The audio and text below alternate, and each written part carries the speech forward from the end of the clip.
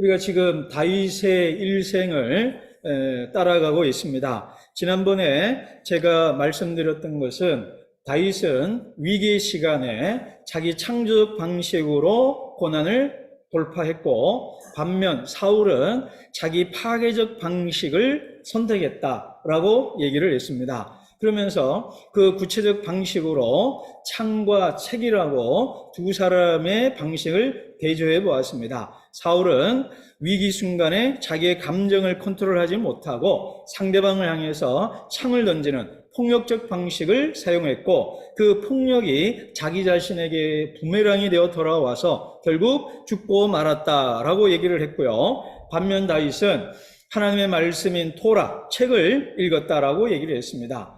하나님의 말씀을 묵상했더니 하나님 마음에 합한 사람이 되었고, 이스라엘의 위대한 왕이 되었고, 오고 오는 모든 시대의 사람들의 롤모델이 되었고, 심지어 예수님의 조상이자 예수님의 모델이 되었다 얘기를 했습니다. 그러면서 제가 고난의 시간에 다윗의 창조적 방식을 두 가지로 말을 했어요. 첫째는 독서, 두 번째는 용서다라고 얘기를 했습니다. 오늘 그 용서에 관한 이야기를 여러분들과 함께 나누려고 합니다. 오늘 우리가 읽은 두 개의 본문을 통해서 다윗은 사울을 한 번도 아니고 두 번이나 용서했다는 것을 우리가 읽게 됩니다. 저는 이 본문을 하나하나 미시적으로 뜯어 읽기보다는 큰 용서라는 주제로 전체 본문을 한번 일별해 보려고 하고요.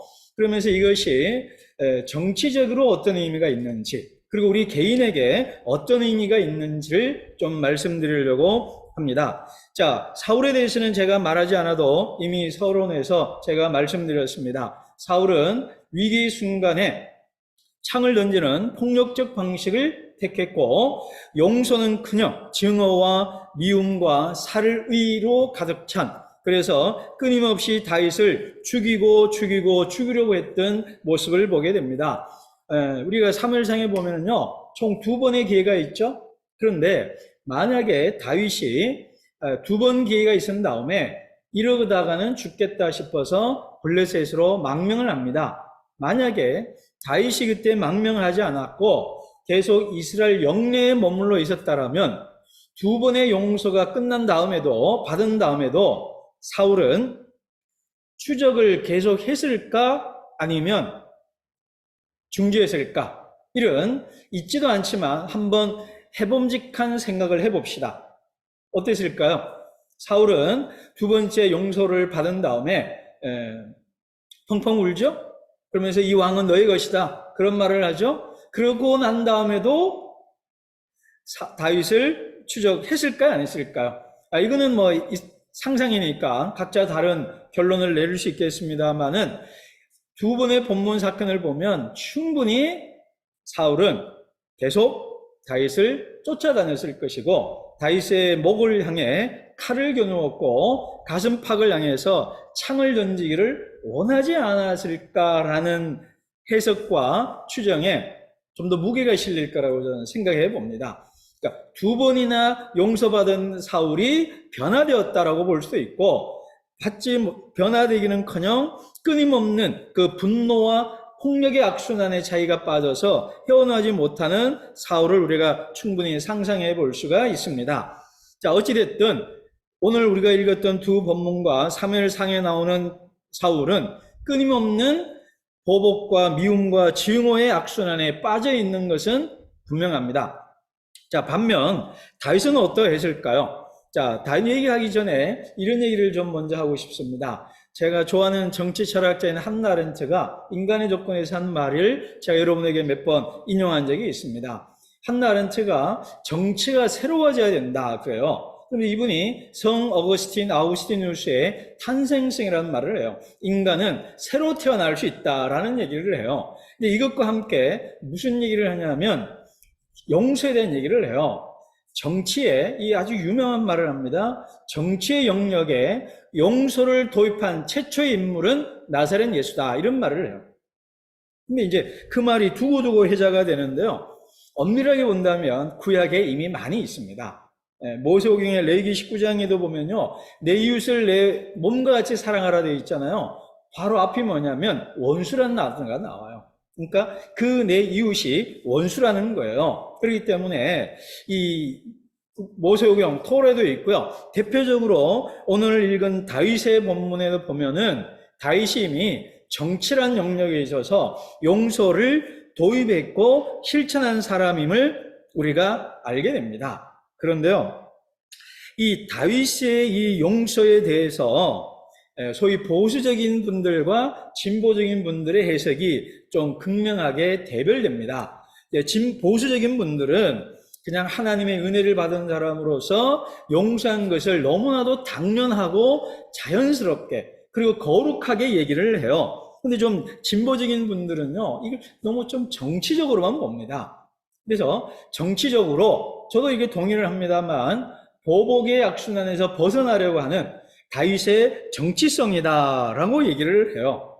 근데 저는 이 두 가지 다 맞다고 봅니다. 한편으로 정치적 현실주의와 함께 거룩한 천사적 영성이 동시에 통합이 되어 있었기 때문에 다윗이 이렇게 실제로 용서할 수 있었다라는 것입니다. 만약에 다윗이 용서하지 않았다라면 이스라엘에는 끊임없는 폭력과 보복의 악순환이 벌어졌을 거예요. 그런데 재밌는 사실은 다윗 왕국이 나중에 솔로몬 아들 르호보암 때 분열되잖아요. 남왕국과 북왕국으로 분열이 됩니다. 재밌는 현실은 남왕국 유다에서는 왕조가 바뀌지를 않아요. 그러니까 다윗의 후손들이 계속 왕위를 이어갑니다. 근데 북왕국 이스라엘은 왕조가 계속 교체가 돼요. 그러니까 북왕국은 사울과 연결이 좀 되어 있습니다. 그리고 남왕국은 다윗과 연결되어 있기 때문에 이런 다윗이 사울을 두 번이나 결정적으로 죽일 수 있는 기회를 스스로 내려놓는 것이 이후에 왕조와 정치를 안정시키는데 아주 결정적 기여를 했다, 이렇게 볼 수가 있는 거예요. 그런데 또 한편으로 이게 정치적이죠? 근데 이게 정치적 공학적 계산만으로 다윗이 이렇게 행할 수는 절대로 없습니다.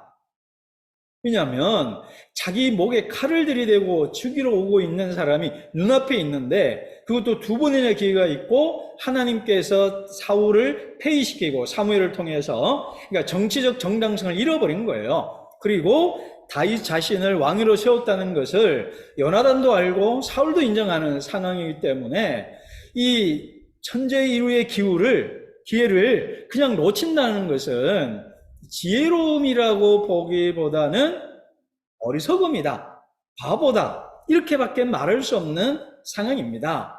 그렇기 때문에 다윗이 사울을 두 번에 용서할 수 있던 것은 그냥 계산에 의해서만 할 수 있는 일이 아니라는 거예요. 그건 뭐냐면 몸이 그렇게 행동해야 된다는 거예요. 제가 이것을 바로 영성이라고 얘기를 하고 싶은 거예요. 이거를 현대 윤리학에서 말하는 언어로 말하면 성품 윤리학이라고 그러는 거예요. 미덕이라고 그러는 거예요. 그것이 이미 몸 안에 내재되어 있지 않으면, 용서가 내장되어 있지 않으면 이런 상황에서 즉각적인 용서가 나가기 어렵다는 거예요. 그러니까 머리로는 용서해야지 그래도 몸은 거부할 수 있거든요. 충분히 거부할 수 있거든요. 그렇기 때문에 다윗이 사울을 두 번이나 죽일 기회를 놓쳐버리고 흘려버리는 것은 머리로 그냥 정치공학적 계산만이 아니라 영성에 의한, 성품에 의한 자연스러운 행동이라는 거예요. 여러분, 제가 좋아하는 책 중에 아미시 그레이스라는 책이 있어요. 아미시 그레이스. 이 책은 뭐냐면, 여러분 아미시라고 여러분 들어봤죠? 미국 필라델피아 쪽에, 특별히 펜실베니아 이쪽에 있는 이분들이 검은 옷을 입고요, 17세기 독일식으로 사는 사람도 있습니다. 지금도 그때 독일어를 쓴다고 그래요. 영어도 쓰고. 그래서 전기 안 쓰고 전화 안 쓰고 인터넷 없고 그렇게 사는 사람들이 이 아미시 마을입니다. 근데 이 아미시 마을에 총기 난동 사건이 있어요. 그래서 이 총기범이 초등학교에 들어가서 수십 명을 죽이고 또 자기 스스로 죽는 그런 일이 있었습니다. 근데 이 사람들이요, 재밌는 것은 그 사건을 수습하는데 범인의 장례를 지내야 될 거 아니에요. 범인의 장례식에 온 절반 이상의 그 하객들이 바로 이 아미시들입니다. 자기 아들, 딸이 죽은 사람의 부모들이 그게 찾아가요. 왜 찾아갔냐? 뭐 피켓 들고 시위하려고 간 게 아니고요. 이 사건에서 가장 억울한 사람은, 피해자는 죽인 살인범이 아니라 살인범의 아내와 아이들이다라는 거예요. 또 이 참 놀라운 발상 아니에요? 그죠? 남편 그리고 부모 잘못 만난 것 때문에 살인자의 자녀로 남은 생애를 살아가야 되는 사람들이 계속 피해자라는 거예요. 그렇기 때문에 가서 그들을 위로해주고요. 자기들에게 들어온 펀드의 상당 부분을 그 아내와 아이들이 위해서 기부해줍니다. 그리고 그 살인범을 용서해줘요. 이게 말이 되냐라고 좀 미국에서 난리가 났습니다. 그러면서 이 아미시 출신을 국방부 장관으로 뒀다가는 미국 망한다, 뭐 이런 얘기도 하고요. 뭐 이런 많은 논란이 있었어요. 그래서 이분들이 왜 용서하고 하게 됐는가를 추적하는 책이 아미시 그레이스라는 책인데, 안타깝게도 절판이 되었어요. 너무 중요한 책인데, 근데 이 사람들에게 질문을 해요. 모든 사람들에게. 근데 그 사람들이 이구동성이라는 말이 있어요. 당신들 어떻게 너무 쉽게 용서한 거 아니냐? 그러니까 어떻게 쉽게 용서할 수 있겠어요? 아니라는 거예요. 그럼에도 불구하고 용서할 수 있는 이유가 뭐냐라고 물으니까 이분들이 공통적으로 하는 얘기가 뭐냐면, 이분들은 아미시나 메노나이트들은 이 산상수훈을 최고의 성경 중에 최고로 많이 읽고 암송하고 가르치는 분들입니다. 이분들이 공통적으로 하는 얘기가 뭐냐면, 우리는 주기도문을 외우는 사람들입니다. 이렇게 말을 해요. 우리가 우리에게 지은 자를 용서해 준 것 같이 우리에게 지은 자를 사여 주옵시고, 그러잖아요. 우리가 우리에게 지은 자를 사여 준 것 같이 우리 죄를 사여 주옵시고, 이 기도를 하지 않았냐 이거예요. 그러니까 우리에게 지은 자를 용서해야 우리가 하나님께 용서받을 수 있다. 간단한 얘기예요. 근데 제가 이 얘기를 하는 이유는, 제가 아까 레위기 19장 2절과 10절을 얘기했잖아요. 다윗은 시편 1편 2절에 의하면 주야로 성경을 묵상하는 사람이었고, 저의 과도한 해석입니다만 레위기 19장 2절을 따라서 내 원수를 내 몸같이 사랑하라는 말씀을 그는 암송하고 마음과 몸에 새기고 있었지 않았을까? 그렇기 때문에 이 원수를 용서할 수 있었을 것이다 라고 제가 생각을 하는 겁니다. 그런데요, 우리가 여기에 상상을 좀 더 붙여야 합니다. 다윗이 그냥 자동 반사적으로, 무조건 반사적으로 따오니까 보고 용서, 난 그렇게 했다고 생각하지를 않습니다. 그런 다윗은 존재하지 않고요. 그는 비현실적인 인간입니다. 용서의 몸가 내장되어 있음에도 불구하고 그 용서로 가는 과정은 너무 어려워요. 제가 이거는 망고 제 상상력인데, 다윗이 칼을 들고, 왼손에 칼을 들고 있잖아요.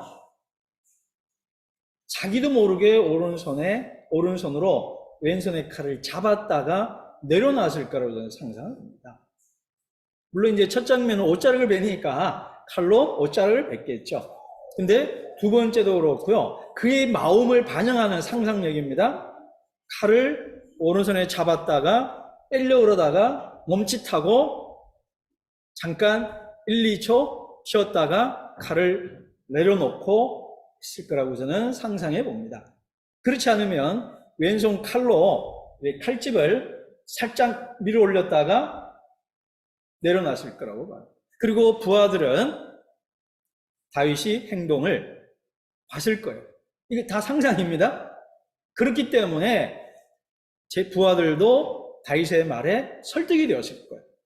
저 다윗이 얼마나, 제가 좀 거친 언어 쓰겠습니까? 쳐주기 싶고 때려주기 싶고 칼로 난자를 하고 싶을 만큼 미워하는 저 사람임에도 불구하고 자기도 모르게 본능적으로 칼을 빼내려고 했지만, 그 칼을 조용히 소리 없이 칼집에 넣는 다윗의 모습을 보면서 그 다윗의 눈가에 맺힌 눈물을 보고서야 다윗의 말에 설득이 되었지 않았을까?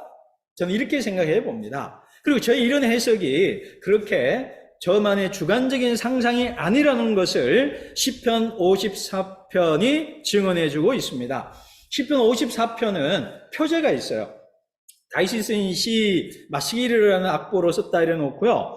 이렇게 되어 있습니다. 10사람이 사울에게 이르러 말하기를, 다윗이 우리가 있는 곳에 숨지 아니하였나이까 하던 때에 라고 되어 있어요. 그러니까 요 24장과 26장의 배경이 10사람들이 사울에게 연락을 해요. 여기 다윗이 숨어 있습니다 라는 전령을 보내고 그 소식을 들은 다윗이 그날 밤 드린 기도가 쓴 시가 이 시편 54편이라는 거예요. 제가 약간 좀 연결해 본다면 여기에 보면 이 기도가 원수를 저주하는 기도예요. 원수에게 악으로 갚아주십시오 라고 말하는 기도입니다. 그래서 한번 보세요.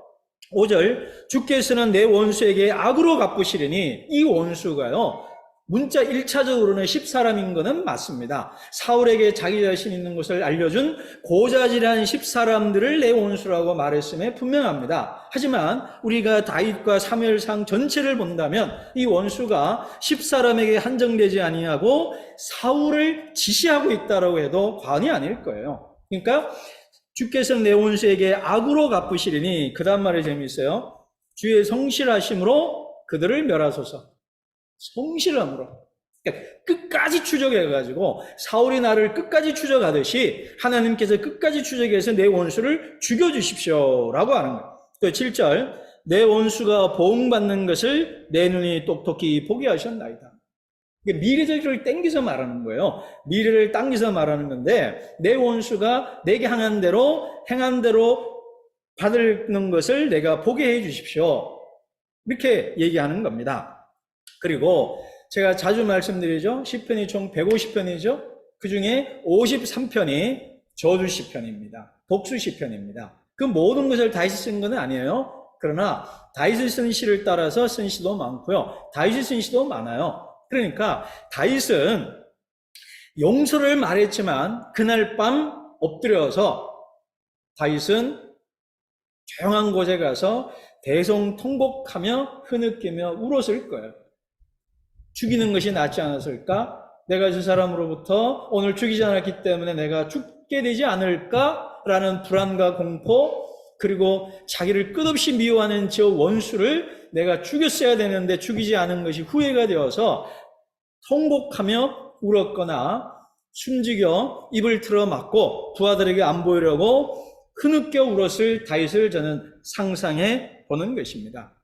그래서 근데 다윗의 위대함은 뭐냐면요, 이런 인간의 이중성이 있는 거예요. 앞에서는 고상하게 죽이지 않으려고 하지만 뒤로 돌아서서는 내 원수가 멸하기를 원합니다 라고 기도하는 아주 이중적 모습이 다윗의 모습이에요. 그런데 다윗과 우리의 차이가 뭔지 아세요? 우리는 반대로 한다는 거예요. 앞에서 욕하고 뒤로 돌아서서는 좀 심했나? 그러는 거고, 다윗은 앞에서는 고상한 척, 우아한 척, 거룩한 척 말해놓고는 뒤에 돌아서 기도하면서 하나님, 내가 그때 못한 게 내가 때렸어야 되는데 그걸 못해가지고 내가 화가 나요. 이러는 거거든요. 근데 여러분 어떠세요? 다윗처럼 하는 것이 낫지 않나요? 앞에서 좀 좋게 말해놓고는 뒤돌아서서 속으로 혼자서 기도하면서 욕하는 게 낫지. 앞에서 막 화내고 욕해놓고 아이고 그 다음 후폭풍 생기고 돌아서 후회하는 것보다 낫지 않나 싶습니다. 어찌됐든 다윗의 이러한 모습이 정치적으로는 이스라엘에서 보복의 정치를 스탑시켰고, 개인적으로 다윗이 거룩한 하나님의 사람으로, 하나님 마음에 합한 사람으로 재탄생할 수 있었다라는 것입니다. 이것이 정치적인 의미로 간다면 우리 넬슨 만델라하고 김대중 전 대통령을 언급할 수 있습니다. 오늘 제가 이 정치 얘기는 많이 안 하고 넘어갈 겁니다. 그래서 투투주기가 준 영수에 대한 책도 보면 남아공이 과거사를 잘 정리하고 새로운 시대로 전환했던 것이 넬슨 만델라가 용서를 알았기 때문입니다. 그리고 그와 함께했던 투투주교가, 성공의 대주교가 용서를 말했기 때문에 과거를 깨끗이 정리할 수 있고 새로운 나라로 갈 수가 있었고요. 또 우리 김대중 전 대통령은 마찬가지죠. 박정희 용서하고 전두환을 용서합니다. 동아일보에 나왔던 기사인데요. 이희우 여사가 전두환 이순자 생일날에 매년 친필로 편지를 쓰고 선물을 준비해서 편지를 보냈다고요. 여러분, 전두환 때문에 사형당했잖아요. 사형 선고를 받았고 나중에 무기가 되고 미국으로 망명했잖아요. 그런데 꼬박꼬박 생일날 이유 여사가 편지와 친필 편지를 써서 건강과 안부를 물으면서 이렇게 편지를 보내줬다고 그래요. 근데 그 편지가 그런 것이 그 두 사람을 바꾸었는지는 우리가 모르겠습니다. 다윗이 두 번의 용서한 것 때문에 사울이 변화됐는지 아까 제가 소두에 말씀드린 것처럼 그건 모르겠습니다. 하지만 이런 위대한 정치가 있었기 때문에 우리의 정치가 한 걸음 한 걸음 그래도 좀 더 좋아지지 않았나 그렇게 생각합니다. 그럼에도 불구하고 제가 오늘 이 부분에 조심스럽게 넘어가는데 최근 십몇 년 동안 탄핵의 정치로 우리 한국 정치가 끝없는 보복이 그리고 증오의 정치가 판을 치고 있습니다. 나도 당해봤으니 너도 당해봐라 뭐 이런 것들이 끝없이 난무하고 저주의 언어가 우리 사회를 장악하고 있는 걸 봅니다. 제가 어제도 광안리 수영을 가는데 뭐 사용시켜라 뭐 그냥 뭐 이런 어떤 거를 들고 외치시는 분들을 봤습니다. 이렇게 우리가 마음이 분노와 미움, 사울을 닮아가고 있지 않느냐라는 서글픔과 정말 두려움이 제 안에 있습니다. 우리 한국 사회가 다윗의 정치야, 다윗의 용서를 본받아서 과거를 정확하게 정죄하지만 또 용서하고 넘어감으로써 한나른트가 말한 탄생성, 새롭게 시작할 수 있는 과거를 정리하고 새롭게 넘어갈 수 있어야 한다라는 것입니다. 뿐만 아니라 다윗의 용서가 우리 정치적인 의미도 있을 뿐 아니라 우리 일상에서도 우리 개인에게 있어서도 우리 가정에 있어서도 중요한 메시지를 함의를 갖고 있다라는 것입니다. 제가 내 안의 야곱 DNA에서 하나님은 어떤 분이신가라는 부분 중에 제가 강조하고 싶었던 것이 하나가 있습니다. 다윗 야곱의 하나님에게서 보여주시는 야곱에게서 나타난 하나님은 우리에게 저주시는 하나님이십니다. 야곱의 하나님은요, 항상 엘샤다이라고 나와요. 전능한 하나님이라고 나와요. 그런데 그 전능한 하나님, 그분이 야곱과 야복강 나루트에서 실험할 때 저주시죠. 진 게 아니라 저준 거죠. 전능한 하나님이 야곱에게 저주셔요.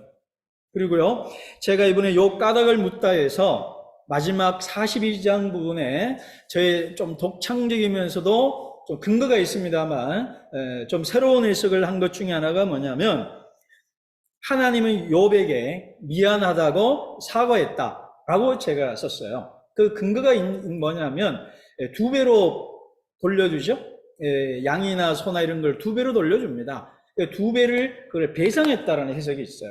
그래서 삭개오가 가진 남의 것을 착취한 게 있으면 얼마를 갚겠습니다 할 때 구약이 요구한 것에 또 두 배로 하겠다고 그래요. 바로 그런 대목입니다. 그래서 하나님은 욥에게 사과를 했다. 제가 그렇게 해석을 했어요. 미안하다라고.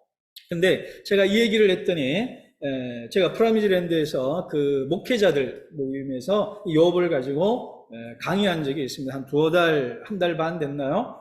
그때 우리 연극 배우이자 박혜인이라는 분이 그 프라미즈랜드 주인 되는 여주인인데 그분이 중간에 듣더니 제가 얘기를 하는데 갑자기 이 혼잣말로 다 들 때 맞아, 하나님이 나한테 미안하다 그래야지, 하나님이 나한테 미안하다 그래야지, 그 말을 막 3번이고 4번이고 반복적으로 말을 하더라고요. 아, 무슨 사연이 있구나, 제가 감을 잡았습니다. 그리고 끝나고 나서 자기 부모님이 얼마나 신실했고 근데 얼마나 허망하게 교통사고로 돌아가셨고 가세가 기울고 자기가 얼마나 힘든 시간을 보내는지를 짧게 얘기를 해주시더라고요. 그러면서 하나님 나한테 미안하다 그래야 된다, 미안하다고. 그러더니 끝날 때쯤 되더니 혼잣말로 또 뭐라 그러는지 알아요? 나도 하나님께 미안하지, 나도 하나님께 미안한 게 많지 그러더라고요. 그러니까 하나님이 나한테 미안하다고 그래야 돼. 그런데 가만히 생각하니 나도 하나님께 미안한 게 참 많아 그러시더라고요. 제가 이 얘기를 하는 이유는 뭐냐면 하나님도 우리에게 미안하다고 용서를 구한다는 거예요. 그리고 하나님이 우리에게 미안하다고 사과하는 의미가 우리를 회복시키고 우리가 다른 사람에게 미안하다고 말할 수 있게 하는 겁니다. 제가 외부 청년들 집회 가면 로마서 12장 1, 2절로 많이 설교를 합니다. 그럴 때 중후반부에 꼭 하는 얘기가 있습니다. 청년들에게. 여러분들은 반드시 부모에게 용서받는 경험을 해야 되고 부모를 용서하는 경험을 해야 된다. 그래야 어른이 될 수 있다. 라고 얘기를 해요. 부모를 용서해 줘야 되는 거고 부모에게 용서를 받을 때에 어른이 되는 거고 성인이 되는 거다. 그래야 결혼할 수 해도 건강할 수 있다라는 것입니다.